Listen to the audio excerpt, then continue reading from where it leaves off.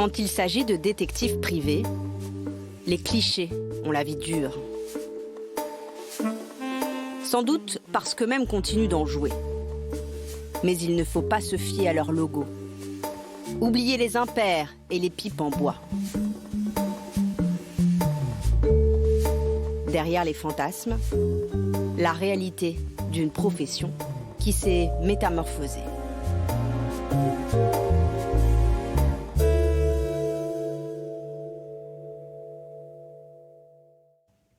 Au terme des 3 jours, vous devez avoir 3 notes. Vous êtes évalué sur l'ensemble des techniques d'enquête. Ça veut dire filature à pied, filature en voiture et audition de témoins. À l'école des détectives privés, les formations se font sous le regard bienveillant du parrain de la promotion, Guy Marchand, alias Nestor Burma, à la télévision. Aujourd'hui, les élèves sont notés sur leur capacité à réussir une filature. Essayez d'être malin. Parce que l'idée, c'est qu'en enquêteur, on essaie d'être malin. Par exemple, quand vous avez un enquêté qui a sa voiture stationnée et que vous devez repérer son véhicule, essayez de vérifier si, par exemple, il n'y a pas quelque chose dans la voiture qui pourrait vous donner une indication. Mais avant de partir, petit rappel sur le sac opérationnel du détective privé qui ne le quitte jamais. Ce sac doit comprendre différents éléments. Ce que je vous conseille, c'est d'avoir toujours sur vous donc, la pièce d'identité et la carte de détective. Hein.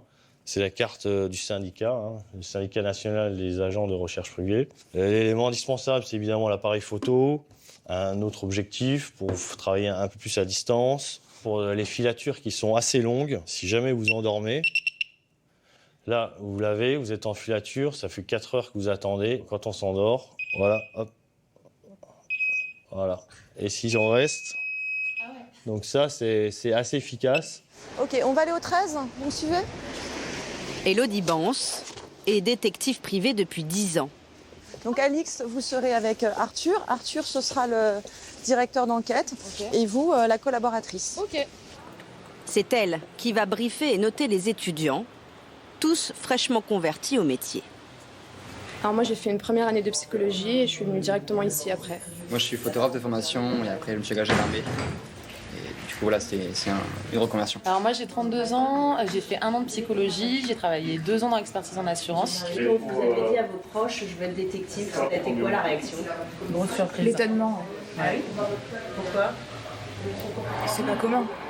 Donc, Tout le monde pense tout de suite aux films, aux séries qu'il y a eu et ils se disent « Oh super, tu vas avoir une parka avec un journal ». Non, ça a totalement changé. Vous vous cachez derrière des murs, des voitures. C'est vraiment, comme disait Étienne, un métier qui est dans le fantasme en fait, de la société. Cas pratique du jour, les apprentis détectives vont devoir suivre une fausse salariée. Cathy Jacques, qui est l'ex-salariée d'une société de vins et spiritueux. Son contrat de travail a été rompu il y a 2 mois de cela. Cathy Jacques est soumise à une clause de non-concurrence. L'entreprise requérante s'est vue rapporter que Cathy Jacques allait démarcher les clients de sa société pour leur proposer des vins. Il nous a donc demandé d'établir si Cathy Jacques respecte ou non sa clause de non-concurrence. Est-ce que je peux voir votre sac opérationnel? Oui. Oui. D'accord. Un livre. Il est extrêmement discret, votre bloc-notes. Vous voyez, il est recommandé pour un détective professionnel qui veut être incognito, quelles que soient les circonstances. Il est un peu gros. Ouais. Il est un peu gros, puis il est un peu coloré quand même. Ouais, c'est vrai. Un bonnet, des lunettes de vue. Je pourrais m'attacher les cheveux aussi, éventuellement. Pourquoi Alix a sorti des lunettes et un bonnet? En fait, c'est pour se désilhouetter. Donc, désilhouetter dans le jargon, c'est se grimer, c'est pouvoir changer d'apparence quand on a croisé notre enquêté. Pour s'afficher différemment, en fait. Toute bonne filature commence avec un choix stratégique. Où se placer pour attendre sa cible? Je mets dans le parc, je me mets sur le banc. Je vais dans le parc. Là, c'est discrétion assurée. Si vous êtes mal positionné, globalement, c'est du stress. Dès le démarrage, en fait, vous êtes en panique, vous n'avez pas vu. S'il avait choisi l'abri de bus, c'était compliqué puisqu'il y a un camion qui cache le champ visuel. Donc il l'a pris en compte, il a changé de stratégie, il s'est mis sur un banc, donc c'est parfait. En revanche, Alix, c'est un peu loin. Je pense qu'il y avait mieux que de choisir le parc. Elle est sortie. Ouais. Allez, en avant. Ouais.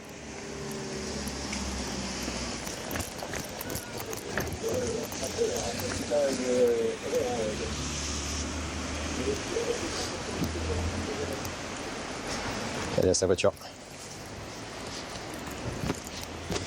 Elle a fait demi-tour, elle est allée chercher du vin. Elle est rentrée dans le bar.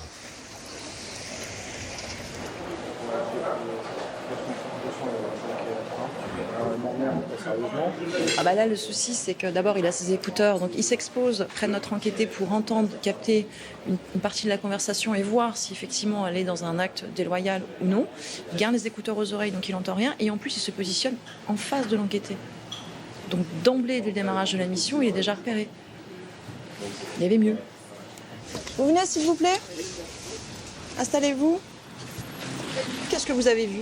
Aujourd'hui, donc, dès qu'elle a quitté son domicile, elle s'est dirigée donc, au bar numéro 13, dans lequel elle est rentrée avec 2 bouteilles de vin qu'elle avait déjà avec elle et qu'elle a parlé avec un des employés. Vous l'avez déjà avec elle ? Je sais. En sortant de son domicile ? Non, je crois pas en fait. Bah, utilisez votre support de notes. Verdict. Ça fait un peu amateur, hein ? Oui.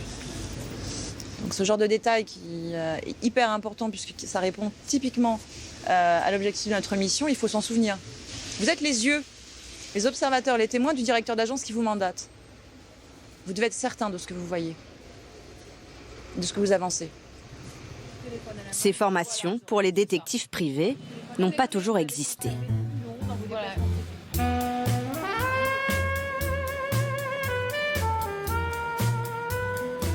À la grande époque de l'agence du Luc, au néon mythique, on apprenait sur le tas. La plus vieille agence de Paris, toujours gérée aujourd'hui par Jean-Claude et Martine Barré, faisait sa pub dans le bottin mondain. Ce petit bijou. Alors, bottin mondain, 1947. En fait, à l'époque, ça s'appelait la police privée. Filature par automobile rapide et tout moyen de locomotion. Recherche sur moralité, vol, protection, surveillance de villégiature. Voilà, on a connu plein de gens. Mais dans les années 60, les affaires les plus courantes, c'était les divorces, qui nécessitaient les fameux constats d'adultère. L'adultère était un délit à l'époque. Hein. Bon, eh ben, il fallait que les flics ils puissent constater la présence de 2 personnes dans une chambre d'hôtel ou dans un appartement. Voilà. On les appelait à 5 heures le matin pour qu'ils instrumentent. Mais on avait tout prévu de la veille. Hein. Donc il y avait le commissaire de police qui était au garde à vous, il y avait l'huissier qui attendait l'appel. À 5 heures, on déclenchait ça. Si tout était OK, et il rappliquait, il faisait le constat. Voilà. C'était la brigade des cocus. Depuis la brigade des cocus, la pratique du terrain a bien changé. Surtout depuis l'apparition des digicodes. Les portes étaient ouvertes, d'abord. Il y avait des gardiennes qui étaient au courant de beaucoup de choses. Il y avait les personnes qui restaient 10, 20 ans à la même adresse. Alors que maintenant, bon, effectivement, tout est bouclé. Les gens se connaissent pratiquement plus et se disent pas bonjour. Donc, c'est plus compliqué. Si vous planquez de façon classique dans une voiture, très fréquemment, vous avez... quelqu'un qui va appeler les flics en disant il y a un type qui est là depuis 2 heures, etc. Bon, il débarque. Aujourd'hui, les détectives sont souvent sollicités dans les affaires de disparition. Il y a 3 ans, le fils d'Ourida s'est volatilisé. Et alors que l'enquête des gendarmes piétinait, elle va contacter un privé. Une opération de la dernière chance qui va la décevoir. Quand on est dans cet état-là, qu'il y a un être cher qui disparaît, on actionne tout. On se dépêche de faire, on se dépêche d'aller prendre rendez-vous, puis de voir ce détective et puis de lui dire « l'argent ne compte pas, allez-y, allez-y, dites-moi, retrouvez-le coûte que coûte ». Et le carton, mon chagrin, mon désespoir, ma tristesse. Voilà. Sauf que les semaines passent. J'ai toujours du mal à le sortir. Et le détective ne donne aucune nouvelle, malgré l'argent versé par Ourida. Il m'avait demandé un acompte de 1 500 €. Je n'ai pas accepté. Je lui ai dit, je vais d'abord voir comment vous allez travailler. Donc, je lui ai donné 500 €. Il les a exigés en espèces. J'ai le contrat qui est là.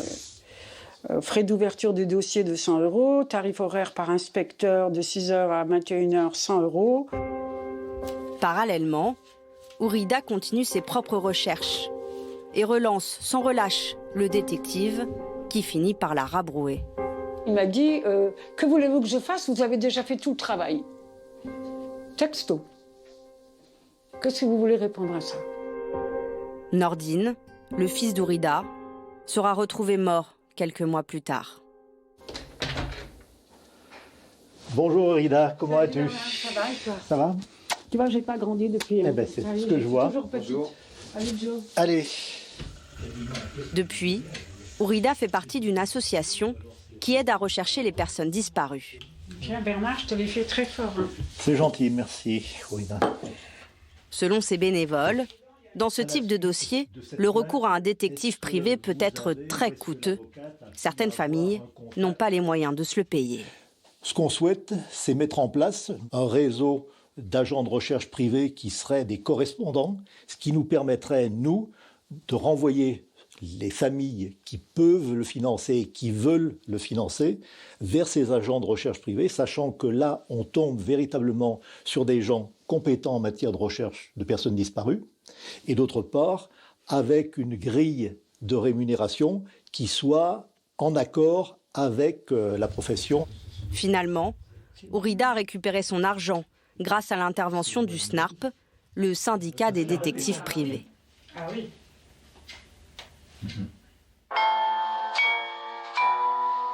Car ces dernières années, la profession a tout fait pour mettre fin aux mauvaises pratiques des détectives peu scrupuleux. La formation est devenue obligatoire. Tous les agents sont dorénavant agréés et contrôlés. Ils se sont même dotés d'un code de déontologie. Dans les articles cadres, on a la prévention du conflit d'intérêts. Ce qui paraît être une évidence, de ne pas travailler pour les deux parties opposées. Justifier sa rémunération, ça fait partie des choses qui tendent à éclaircir pour le grand public, y compris nos pratiques financières sur nos honoraires. Et le code de déontologie aujourd'hui nous interdit d'être dans quelque chose qui ne serait pas maîtrisé par le client. C'est une valeur réglementaire avec un vrai contrôle et des vraies sanctions qui vont jusqu'à l'interruption temporaire d'exercice et 150 000 € d'amende. La profession aimerait, en échange de toute cette réglementation, pouvoir consulter certains fichiers administratifs. Car aujourd'hui, ils n'ont aucun accès privilégié. On est comme tout citoyen lambda, à ceci près que parfois, parce qu'on présente notre carte professionnelle d'agent de recherche privée ou détective privé, les administrations vont avoir une méfiance particulière. Donc parfois, il vaut mieux pas faire état de notre qualité pour obtenir des informations. Peut-être une majuscule pour la marque. J'avais un doute, effectivement. En traitant des dossiers de plus en plus complexes, les détectives sont surtout devenus des techniciens du droit. Leurs rapports présentés devant la justice doivent être imparables. Vous n'avez pas besoin de mentionner que vous avez couru à un moment donné pour attraper l'enquêté. Vous voyez, tout ça, ça ne nous intéresse pas. Nous, ce qu'on veut, c'est des constatations qui permettent de répondre à la mission dévolue, à la question posée au départ. Pour recel, escroquerie... Nous versons les éléments constatés dans des procédures judiciaires. Et ce sont des procédures écrites. Donc le rapport remis à l'issue de notre enquête est juste essentiel. Si on fait une bonne enquête de terrain et qu'on rédige un mauvais rapport, on n'a pas administré la preuve, ça ne sert à rien. C'est un peu lourd, nous observons Mme Cathy Jacques rencontrer un homme à la peau claire. La peau claire. Est-ce que ça changerait quelque chose s'il avait la peau foncée? Ah, pas du tout. C'est plutôt discriminant, c'est trop connoté, je trouve. On pèse, on juge, on évalue chacun des mots que nous utilisons, de sorte à ce qu'il n'y ait pas de zone d'ombre et que les choses soient clairement dites et pas interprétables. Bah ouais. Est-ce que vous faites confiance Ouais. En fait, on savait pas dans la consigne, mais effectivement.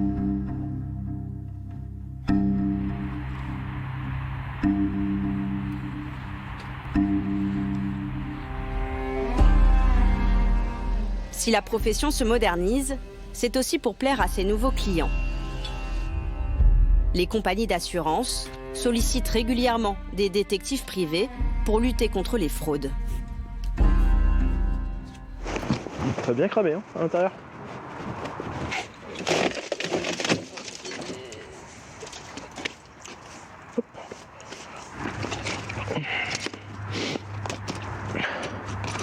Question qu'on m'a posée quand j'ai voulu entrer à l'école détective, c'est est-ce que vous êtes prêt à tout pour réussir l'enquête? Et j'ai répondu non. Faut jamais être prêt à tout parce que sinon tu fais tout et n'importe quoi. Ce détective lillois doit vérifier la déclaration d'un assuré. C'est enfant ça. Qui affirme avoir perdu dans l'incendie de sa voiture une poussette, des sièges auto et même un CD de Céline Dion. T'as quoi? Poussette? Bah la poussette. Poussette, tu dois avoir une armature de poussette quelque part. Ouais, mais il y en a pas. C'est complètement fondu avec, je peux pas l'enlever. Regarde le truc là qui est dessus là, c'est quoi? Tout est complètement collé. On a un sac plastique ici. Ça c'est le rétro. Ça c'est Céline Dion. Oh, Céline Dion, elle est là. Donc Céline Dion a bien été perdue. Donc là on a les sièges et il n'y a pas de siège enfant du tout. Je vais reprendre en photo pour dire qu'il n'y a pas de siège enfant. Bon, bah en tout cas, je vois rien dedans. Bon bah c'est tout, hein. On va rester là-dessus. On a retrouvé les CD dont l'assuré parlait, mais on n'a pas retrouvé tous les éléments, dont les plus volumineux et ceux qui brûlent le moins facilement. Moi je conclue pas, je fais que relever, et je relève qu'il y a une différence entre ce qui est déclaré et ce que j'ai pu constater. Parmi les autres clients d'Alexandre Laverse, de nombreuses entreprises privées. Eden, bonjour. L'une d'elles lui a demandé d'enquêter sur un salarié en arrêt maladie. Elle le soupçonnait d'avoir une activité parallèle. Dans cette affaire, comme dans beaucoup d'autres, les réseaux sociaux se sont révélés être une mine d'or. On a découvert tout simplement que cette personne animait des séances de médium spiritisme sur une période où il était en arrêt pour maladie. C'était des prestations qui étaient payantes. Il est écrit « Bonjour, qui serait intéressé par un atelier passage d'âme au tarif de 20 € à mon domicile ?» Donc j'ai pris tout simplement rendez-vous avec cette personne pour me faire guérir d'une douleur. Cette personne donc m'a reçu, m'a prodigué beaucoup de conseils et m'a remis même une facture. Si les gens sont prêts à donner toute leur vie en pâture sur les réseaux sociaux, bah, qu'ils le fassent. Moi, si je peux prendre, je prends, mais... Pour lutter contre la fraude, les organismes comme l'assurance maladie ou l'URSSAF ont leurs propres enquêteurs. Mais ils ne peuvent pas être partout à la fois.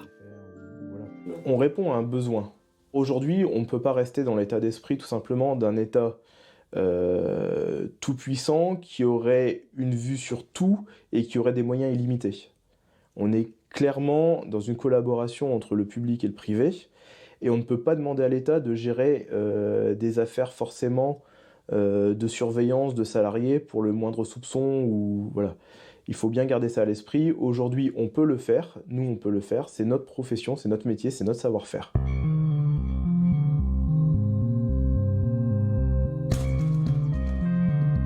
Et leur savoir-faire est devenu de plus en plus technique.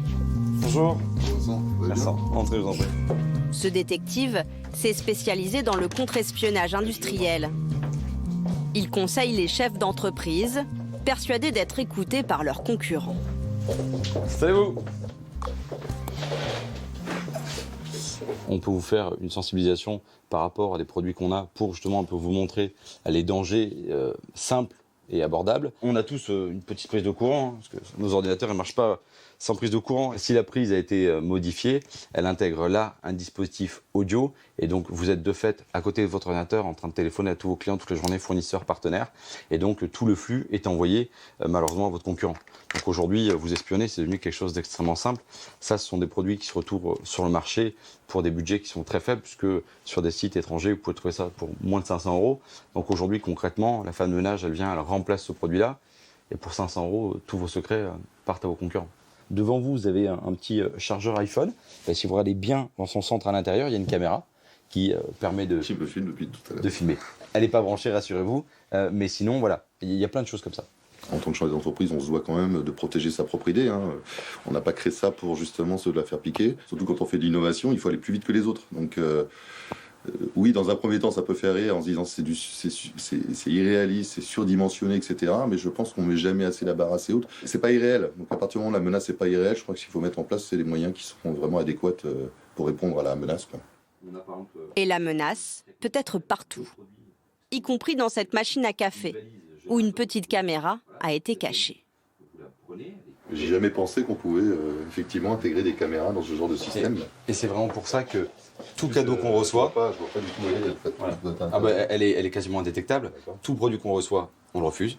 Voilà, vous le donnez à quelqu'un d'autre ou comme Amazon, vous le mettez à la benne. Merci d'être venu. Merci. Au revoir. Au revoir. Ce fan de nouvelles technologies a également équipé comme il se doit le véhicule qui lui sert pour les planques. Son soum, comme sous-marin dans le jargon. L'antre. Le bébé, notre vie, notre troisième maison. Et non, je ne suis pas pisciniste. Tout simplement, celui-là on peut le montrer parce qu'on n'en sert jamais. On a un jeu, on va être une dizaine de jeux différents qui permettent, en fonction des lieux où on va, de s'adapter à la situation. Voilà, donc on en met des fois là, de tailles, de formes différentes. Voilà. Et quand les gens dans la rue me disent « Ah, au fait, pour les piscines, c'est combien ?» Des fois, j'ai du mal.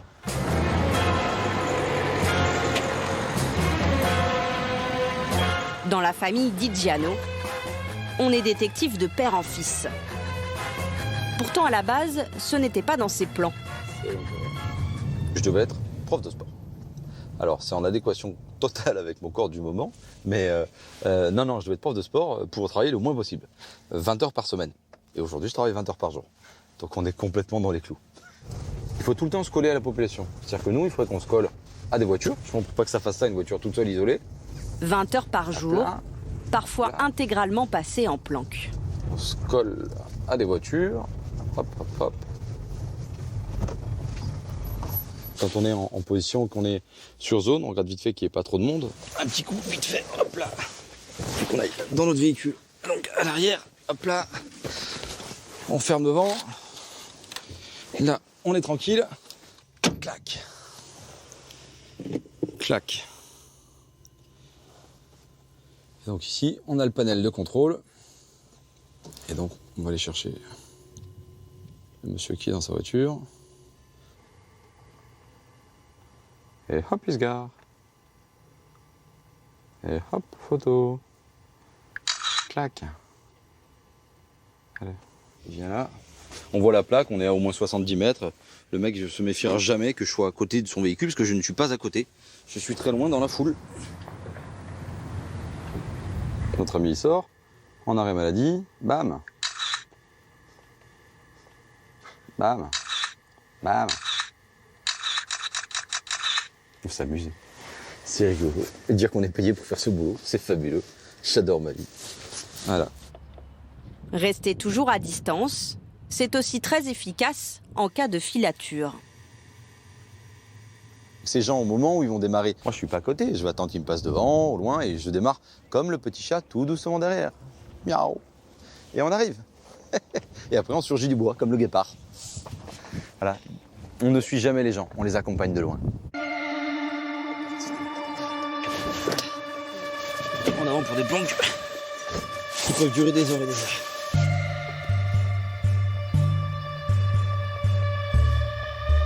Ah, c'est un métier de passion, je vous le dis. Un métier de passion que les jeunes exercent désormais sur leur smartphone. Je suis en train de prendre la voiture en photo, avec si possible le nom de la rue derrière. Comme ça, je sais dans quel cadre se trouve la voiture en fait. Le mieux de ce qu'on nous a appris en étant en entraînement, évidemment, c'est de positionner le téléphone au niveau du nombril de manière discrète. Évidemment, si on peut marcher, regarder un peu ce qui se passe autour, c'est bien. La discrétion, c'est aussi de savoir faire un créneau au volant d'une voiture un peu plus sobre. C'est le grand challenge de cette année de s'entraîner à faire des créneaux pour se garer extrêmement vite. Mais on est encore un peu loin du compte. Et ça va venir. Le b.a.-ba de l'apprenti détective. C'est pas le chemin à la voiture. Recommencez, ressortez.